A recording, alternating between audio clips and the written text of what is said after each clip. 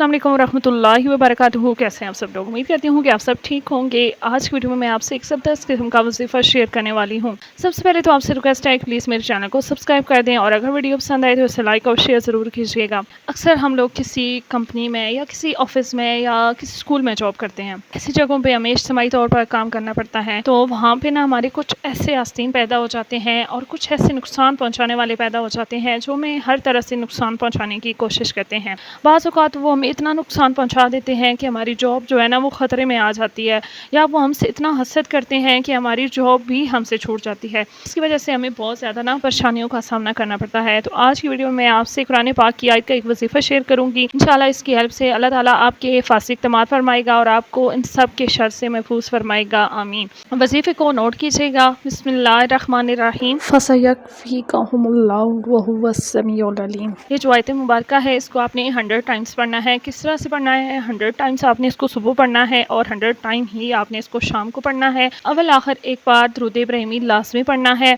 आप जब ये आयत मुबारका पढ़ना स्टार्ट करेंगे तो अल्लाह ताला आपके गिर्द हिफाज़ती इक़दामात भी फरमाएंगे, आपको सबके शर से महफूज़ भी फरमाएंगे और इस आयत की हेल्प से आपको अपनी ज़िंदगी में बहुत से फ़वाइद भी हासिल होंगे। तो अल्लाह ताला से दुआ है कि अल्लाह ताला सबको आस्तीन के से और नुकसान पहुँचाने वालों के शर से महफूज़ फरमाए, सबके कारोबार में तरक्की दे और हम सबको रिज़्क़ हलाल खाने की तौफ़ीक दे। आमीन सुम्मा आमीन। तो कैसी लगी है वीडियो कमेंट सेक्शन में ज़रूर बताइएगा और इसे सदका जारिया समझ के ज़रूर शेयर कीजिएगा और मेरे चैनल को सब्सक्राइब करना मत भूलिएगा। अपना ख्याल रखिएगा। अल्लाह हाफ़िज़।